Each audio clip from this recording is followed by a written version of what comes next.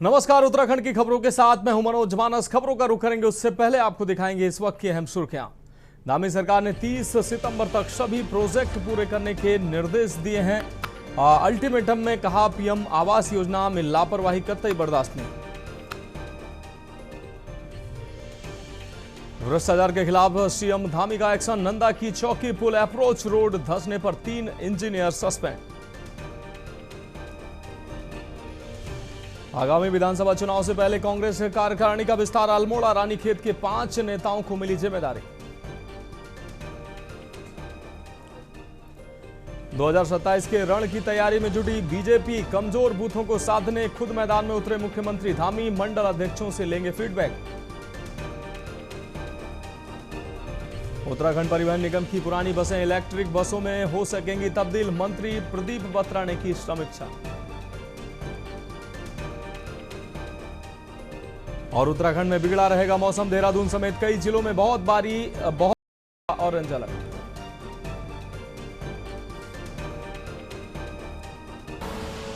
आप देख रहे हैं के न्यूज, खबरों का सारथी।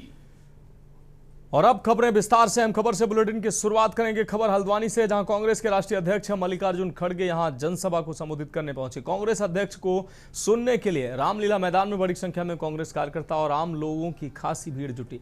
खड़गे के संबोधन को लेकर कार्यकर्ताओं में खासा उत्साह देखने को नजर आया। कांग्रेस नेताओं ने आगामी विधानसभा चुनाव की तैयारियों से जोड़ते हुए इसे पार्टी के चुनावी अभियान की शुरुआत बताया। वहीं खड़गे ने अपने संबोधन में भाजपा और आरएसएस पर निशाना साधते हुए कांग्रेस की नीतियों और विचारधारा को जनता के सामने रखा।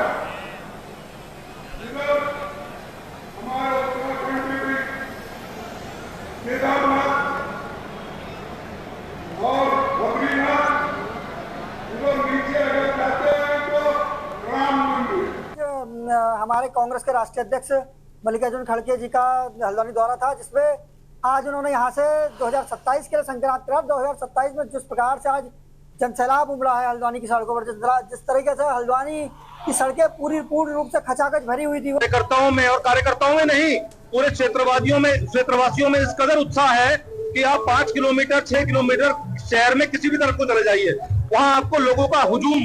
पिछले 4 घंटे से लोग आ भी रहे हैं, जा भी रहे हैं। ने हमारी प्रभारी जी की मौजूदगी में यहाँ से शंखनाद किया है और माननीय मल्लिकार्जुन खड़गे जी के पूरे उनको उद्बोधन को उन्होंने बड़ी तल्लीनता से लोगों ने सुना है। हमारे राष्ट्रीय अध्यक्ष मल्लिकार्जुन खड़गे जी ने जो उत्तराखंड से जो शंखनाद बिगुल फूका है भाजपा सरकार को उत्तराखंड से उखाड़ फेंकने के लिए, जिस प्रकार भाजपा सरकार की हम देख रहे हैं किस प्रकार हमारे उत्तराखंड में बेरोजगारी चरम पर है। राजनीति महिला सेंट्रिक रही, महिलाओं ने जिस तरफ झुकाव किया उस तरफ लोगों ने अपने वोट से चुनाव जीते। मैं समझता हूं कि आने वाले 10 साल युवाओं की राजनीति के हैं। जिस तरह से छात्रों के आंदोलन, छात्रों की गूंज माननीय राहुल गांधी जी के नेतृत्व में चल रही है।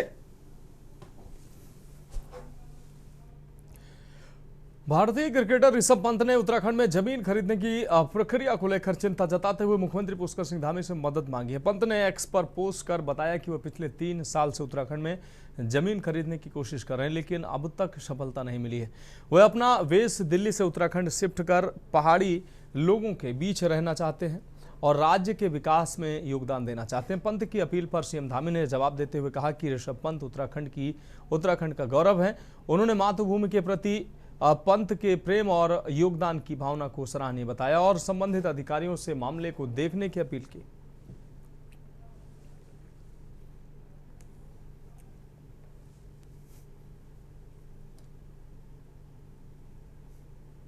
यहाँ पर लेना चाहता और ऋषभ पंत तो हमारे राज्य के हैं। यहाँ से उन्होंने बड़ा नाम किया है, राज्य का भी नाम किया है, देश के लिए भी खेले हैं, देश का भी नाम किया है। तो उनका स्वागत है, वो आएंगे, हमारे अधिकारी से बात करेंगे। कहीं पर भी अगर उनको कोई चीज चाहिए तो निश्चित रूप से ठीक है सर।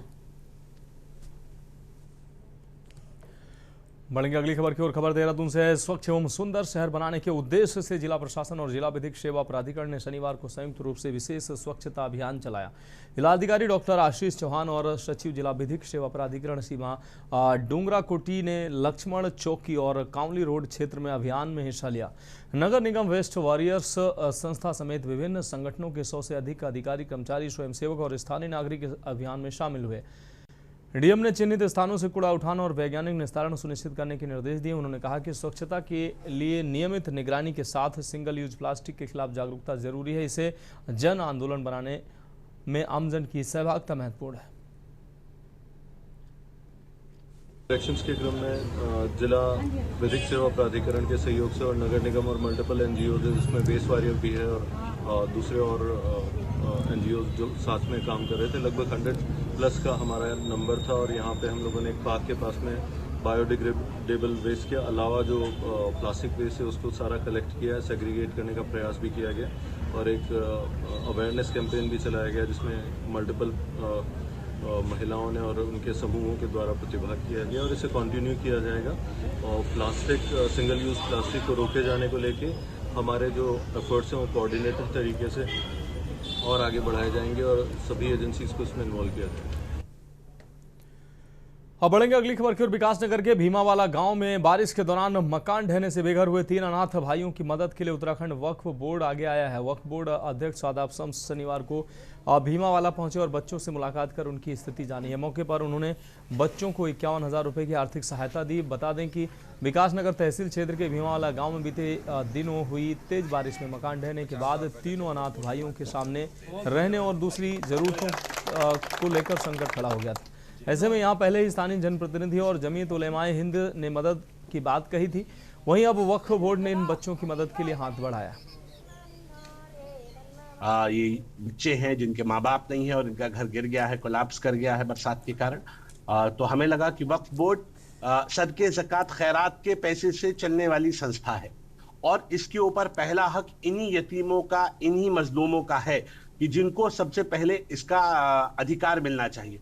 तो सरकार अपने तौर पे काम करेगी। माननीय विधायक जी ने भी आश्वासन दिया है वो अपने तौर पे इनकी सहायता कराएंगे, लेकिन वक्फ बोर्ड की भी जिम्मेदारी है जहां कम वहां हम। और जो ये यहाँ पे एक बेसहारा परिवार था जिन बच्चों के सिर से माँ बाप का साया उठ गया था और ऊपर से वर्षा के कारण उनका जो आशियाना था वो भी उजड़ गया, तो एक मदद का हाथ शादाब जी के सरफरस्ती में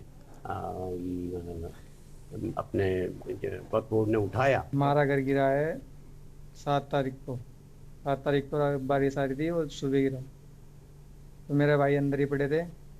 हम जैसे बाहर निकले वो गिर गया। बढ़ेंगे अगली खबर की ओर। कांग्रेस के राष्ट्रीय अध्यक्ष मल्लिकार्जुन खड़गे और उत्तराखंड पहुंचे। इस दौरान उनके 2 दिवसीय दौरे को लेकर प्रदेश की सियासत गर्मा गई। कांग्रेस इस दौरे को संगठन को मजबूत करने और आगामी 2027 विधानसभा चुनाव की तैयारियों से जोड़कर देख रही है। कांग्रेस नेता राष्ट्रीय अध्यक्ष के इस दौरे को नई ऊर्जा के संचार के रूप में देख रही है। वहीं दूसरी ओर मुख्यमंत्री पुष्कर सिंह धामी ने कांग्रेस को घेरते हुए कहा कि कांग्रेस को पहले उत्तराखंड में अपनी संगठनात्मक स्थिति और जनता से जुड़े मुद्दों पर जवाब देना चाहिए। उन्होंने कहा कि कांग्रेस की कार्यशैली और उसकी राजनीतिक भूमिका पर निशाना साधते हुए कहा कि जनता के मुद्दों से दूर कांग्रेस सिर्फ सियासी बयानबाजी कर रही है।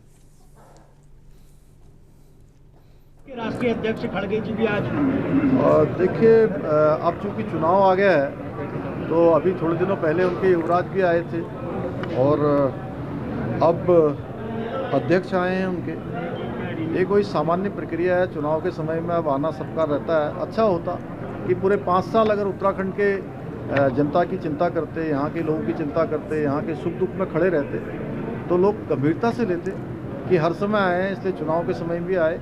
और उसके बाद जब आते हैं तो उनको ये भी नहीं पता होता है कि बयान कौन से देने हैं। मुझे लगता है कि पूरे देश में कोई स्क्रिप्ट उनको पकड़ा के दे दी जाती है कि जैसे उत्तराखंड के लोग कोई बात को समझते ही ना हो। राहुल गांधी यहाँ आए, वो कह रहे थे कि नकल का एक भी मामला जो है यहाँ पर उस पर कार्रवाई नहीं हुई। अगली खबर देहरादून से, जहां कांग्रेस अध्यक्ष मल्लिकार्जुन खड़गे के उत्तराखंड दौरे के दौरान यहां हुए प्रदर्शन को लेकर सियासत भी तेज हो गई है। प्रदेश भाजपा अध्यक्ष महेंद्र भट्ट ने प्रदर्शन के दौरान पुलिस के साथ कथित बदसलूकी की कड़ी निंदा की। उन्होंने आरोप लगाया कि कांग्रेस कार्यकर्ताओं ने भीड़ न जुटने की जो खुन्नस है वो पुलिस प्रशासन पर निकाली है। पुलिस जवान दिन रात जनता की सुरक्षा में जुटे रहते हैं, ऐसे में उनके साथ अभद्र व्यवहार निंदनीय है।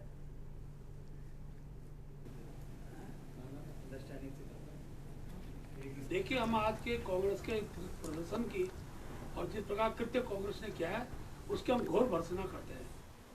संख्या जुट नहीं रही है, लोग आ नहीं रहे हैं और उसकी खुंदक जो है थाने में उतार रहे हो। घोर निंदा करता हूं और मैं चाहूंगा कांग्रेस को इसके लिए माफी मांगनी चाहिए, वरना उत्तराखंड की जनता देख रही है कि कांग्रेस ने जिस प्रकार से जो पुलिस प्रशासन हमारी रक्षा के लिए, व्यवस्था जुटाने के लिए, व्यवस्था ठीक करने में लगा रहता है, ऐसे पुलिस के जवानों को हतोत्साहित करने का कांग्रेस के नेताओं ने किया है, जिसकी घोर भर्त्सना की जाती है।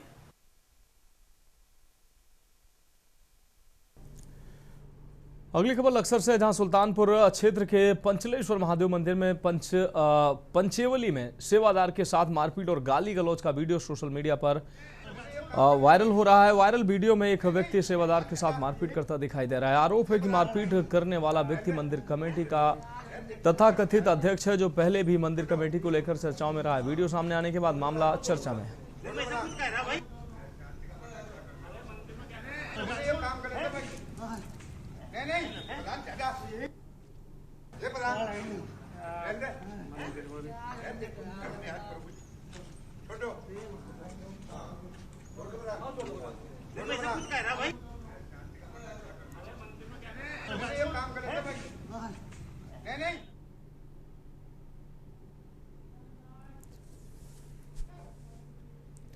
अगली खबर देहरादून से, जहां राष्ट्रीय दृष्टि दिव्यांग जन सशक्तिकरण संस्थान में छात्र छात्राओं का विभिन्न मांगों को लेकर प्रदर्शन 5वें दिन भी जारी रहा। छात्रों का आरोप है कि संस्थान में स्थायी निदेशक न होने के कारण उनकी समस्याओं का समाधान नहीं हो पा रहा है। छात्राओं ने डिस्पेंसरी में कथित दुर्व्यवहार की शिकायत भी की। इसके अलावा हॉस्टल के खाने की गुणवत्ता और किताबों के बढ़े दामों को लेकर भी छात्रों में नाराजगी है। छात्रों का कहना है कि कई बार लिखित शिकायत देने के बावजूद अब तक कोई ठोस कार्रवाई नहीं हुई है। वहीं राज्यसभा सांसद ने छात्रों से जल्द बातचीत कर केंद्र सरकार से हर संभव मदद दिलाने का भरोसा दिया।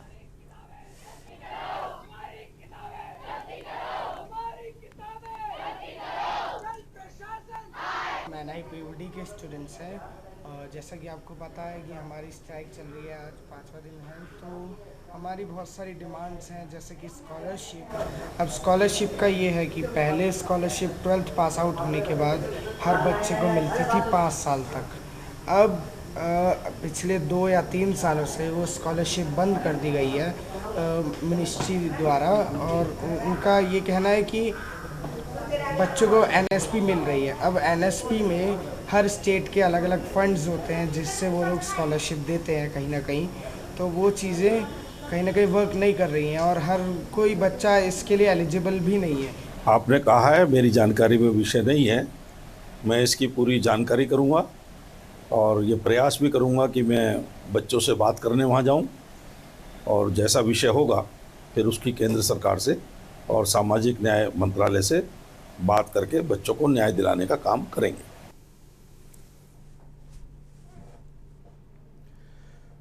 और अगली खबर डोईवाला से है, जहां ब्लॉक क्षेत्र की पहाड़ी ग्राम पंचायत गडूल के शीला चौकी क्षेत्र में आपदा के बीच ग्रामीणों की मुश्किलें कम होने के बजाय बढ़ गई हैं।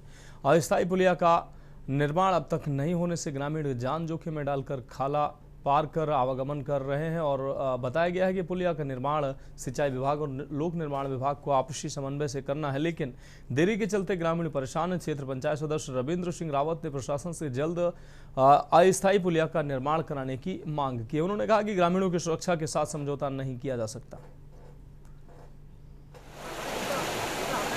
शीला चौकी का जो अगर मैं बताऊं तो सुधार किया इन्होंने, सिंचाई विभाग ने थोड़ा वायर गेट लगाए हैं जो घरों के आसपास सुरक्षा दी है। बाकी जो वैकल्पिक मार्ग था वो पूरी तरह से ध्वस्त है, अभी भी वैसी है, लोगों का आना जाना बिल्कुल बंद है। तो पानी से निकल के जा रहे हैं? पानी से वैसे ही निकल के जा रहे हैं, जब पानी बढ़ जाता है तो लोग अपने घरों में ही समझ लो कि बिल्कुल बंद है। कितने परिवार ऐसे जिनको परेशानी का सामना करना पड़ रहा है? कम से कम 100 परिवार तो होंगे शीला चौकी क्षेत्र। शीला चौकी 2-3 गाँव है ना, 3-4 गाँव। और इठारना की बात करें, इठारना तो फिलहाल अभी रोड का काम चल रहा है।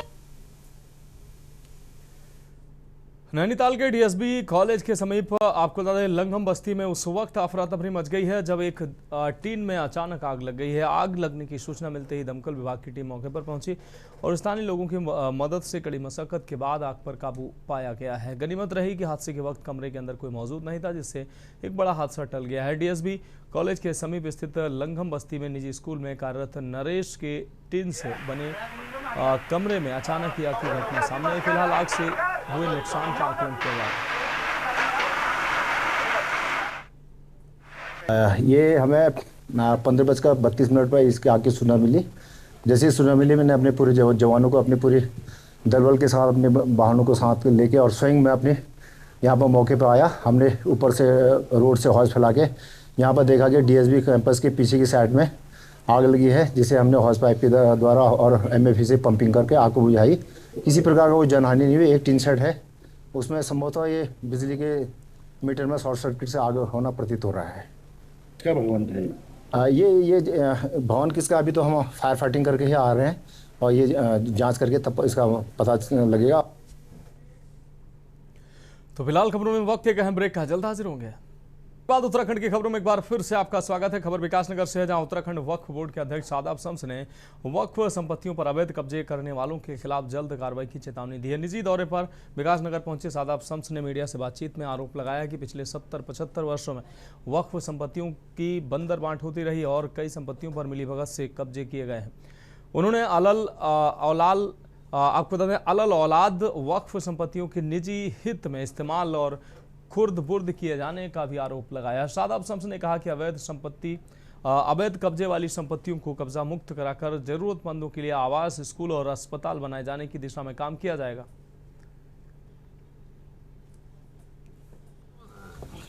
ये एक सोच रहती है, लेकिन हुआ क्या कि गरीबों का हक नहीं पहुंचा, उसे चंद अमीर लूट के बैठ गए और वक्त में बड़ी लूट हुई और उन प्रॉपर्टियों के ऊपर हम लगातार देख रहे हैं सब पे इंक्रोचमेंट है, सब पे अवैध कब्जे हैं, सब सारी संपत्तियों के ऊपर वक्फ माफिया बैठा है, वक्फ इंक्रोचर बैठा है और राजनीतिक लोग बैठे हैं, बड़े बड़े सांसद, बड़े बड़े कांग्रेस के पूर्व सांसद, पूर्व विधायक, बहुत बड़े बड़े नेता वो बैठे। अब वो सदके ज़कात खैरात के पैसे पे लूट कर रहे हैं, तो क्या ना तो उनका यहां भला होगा, यहां भी कीड़े पड़ेंगे और ऊपर वाले के यहां भी उन्हें सजा मिलेगी, ये तय है। तो इसलिए जितनी भी वक्फ की संपत्तियां हैं, वक्फ अमेंडमेंट एक्ट उम्मीद देश के प्रधानमंत्री माननीय मोदी जी लेके आए। अब ये मान लीजिए इनकी उल्टी गिनती शुरू हो गई है। सारी संपत्तियों को जहां भी जो भी वक्फ की संपत्ति है सबको खाली कराया जाएगा। अब बेघरों को इस संपत्तियों पे घर मिलेंगे, जो गरीब मुसलमान है जिनके पास घर नहीं है उनको घर मिलेंगे और जो गरीब बच्चे हैं, यतीम बच्चे हैं, जो बेसहारा बुजुर्ग हैं, उन तमाम लोगों को इससे अब वो फैज़याब होंगे। अगली खबर विकासनगर से, जहां प्रेमनगर क्षेत्र में टॉन्स नदी पर बने नंदा की चौक के पुल की अप्रोच रोड धंसने के मामले में धामी सरकार ने बड़ी कार्रवाई की है। मुख्यमंत्री धामी के निर्देश पर पीडब्ल्यूडी के अधिशासी अभियंता राजेश कुमार और सहायक अभियंता अमित कुमार त्यागी और कनिष्ठ अभियंता नवीन गैरोला को तत्काल प्रभाव से निलंबित कर दिया गया है। निर्माण कंपनी मैसर्स हिमालयन कंस्ट्रक्शन को ब्लैकलिस्ट कर ठेकेदार पर भी कार्रवाई की गई है। करीब 16 करोड़ रुपए की लागत से बने पुल की अप्रोच रोड जनता के लिए खुलने के 16 दिन बाद ही बारिश में क्षतिग्रस्त हो गई थी। शुरुआती जांच में डिजाइन और निर्माण गुणवत्ता में गंभीर तकनीकी खामियां सामने आई।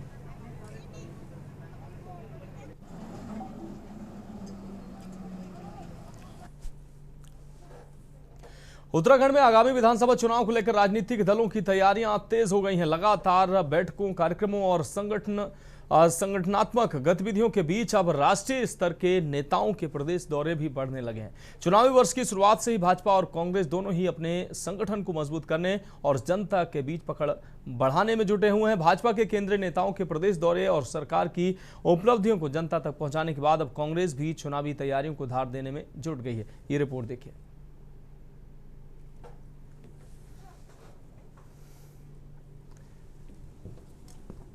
नेताओं के आने का सिलसिला भी तेजी से जारी है।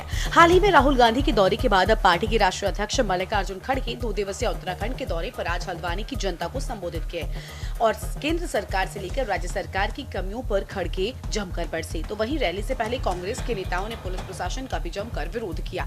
कांग्रेस नेताओं का आरोप है कि कांग्रेस अध्यक्ष खड़गे की रैली में शामिल होने आ रही कांग्रेस कार्यकर्ताओं की बसों को पुलिस प्रशासन जगह जगह रोक रहा है। इसी के विरोध में कांग्रेस ने एसएसपी ऑफिस में धरना शुरू कर दिया। भाजपा इसको पुलिस प्रशासन का कम और संख्या बल न होने पर कांग्रेस का ड्रामा बता रही है। हमारे जी तक जब ये सूचना आई कि हर जगह पर हल्द्वानी आने वाली सड़कों पर पुलिस ने कांग्रेस के सभी लोगों को रैली में आने से रोकने का काम कर रही है, तो हमने पहले आर्य जी ने मंजूनाथ टीसी से फोन पर बात की और वो स्पष्ट मुकर गए कि नहीं हमने ऐसा नहीं किया, जबकि वो खुद जब आ रहे थे तो उनको भी रोका गया। और पुलिस का ये कहना कि अराजक तत्व आ रहे हैं, ये पुलिस ये बात समझ रही है कि इस पवित्र उत्तराखंड की आबो हवा को पुलिस के द्वारा जो दूषित किया जा रहा है ये ठीक बात नहीं है। राजनीतिक रैलियां होती हैं, लेकिन अगर पुलिस के अधिकारी इस प्रकार से मुख्यमंत्री के इशारे पर भारतीय जनता पार्टी के एजेंट बनकर अगर काम करेंगे तो हमारे नेता यशपाल आर्य जी ने, हमारे करण मेहरा जी ने, मैंने और कांग्रेस के सभी हमारे सीनियर नेताओं ने ऐलान कर रखा है कि एक एक ऐसे अधिकारी को हम चिन्हित कर रहे हैं और ये लोकतंत्र है। गाड़ियां नहीं रोकी जा रही हैं।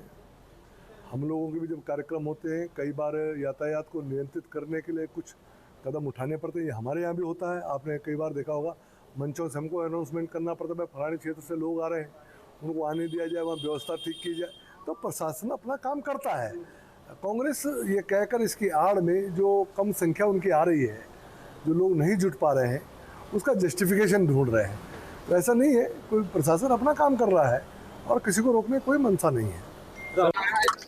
कि रैली एक इतिहास रचेगी और यह रैली भविष्य की रूपरेखा भी तय करने जा रही है और हमारे कांग्रेस कार्यकर्ताओं में उत्साह भी, उमंग भी है, ऊर्जा भी है और हजारों की तादाद में हमारे साथी, हमारे यहाँ की महान जनता इस रैली में प्रतिभाग करेगी और यहीं से संदेश, यहीं से संघनाद हमारे नेता आदरणीय मल्लिकार्जुन खड़गे जी ये संदेश देंगे पूरे उत्तराखंड में और यह चुनाव का बिगुल बजाएंगे। हमने पहले भी कहा है कि उत्तराखंड में जिस प्रकार से राष्ट्रीय दलों के लगातार बड़े बड़े नेताओं का यहाँ आगमन हो रहा है, उससे उत्तराखंड की जनता पर कोई असर नहीं पड़ने वाला, क्योंकि उन्होंने पिछले 14 साल से और पिछले 25 सालों से भी हम कह सकते हैं कि इन दोनों पार्टियों को अच्छे से आजमा दिया है। ऐसी स्थिति में उत्तराखंड में चाहे खड़गे आए, चाहे कोई भी आए, चाहे बीजेपी का नड्डा है या चड्डा है, उससे कोई फर्क नहीं पड़ने वाला।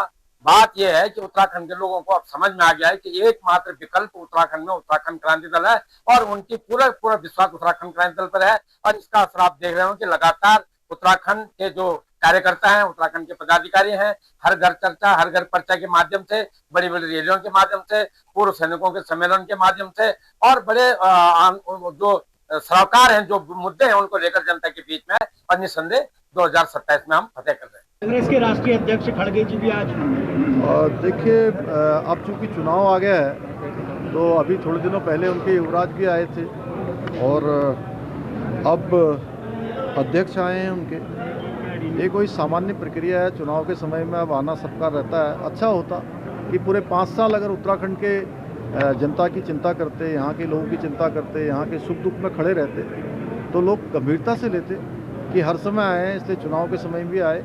और उसके बाद जब आते हैं तो उनको ये भी नहीं पता होता है कि बयान कौन से देने हैं। मुझे लगता है कि पूरे देश में कोई स्क्रिप्ट उनको पकड़ा के दे दी जाती है कि जैसे उत्तराखंड के लोग कोई बात को समझते ही ना हो। राहुल गांधी यहाँ आए, वो कह रहे थे कि नकल का एक भी मामला जो है यहाँ पर उस पर कार्रवाई नहीं हुई।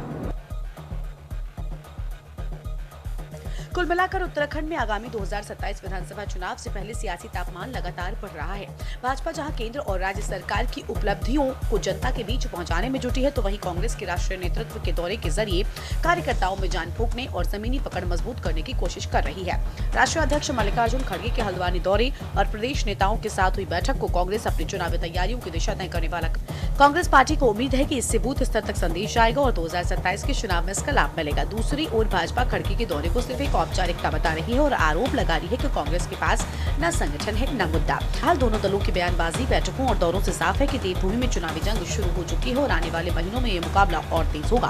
बहरहाल अब देखना ये होगा कि जनता किस किताबों पर भरोसा जताकर किसको जीत का ताज पहनाने वाली है। Uttarakhand desk report. तो फिलहाल उत्तराखंड की खबरों में अभी के लिए मेरे साथ इतना ही। मुझे दीजिए इजाजत और आप देखते रहिए के न्यूज इंडिया।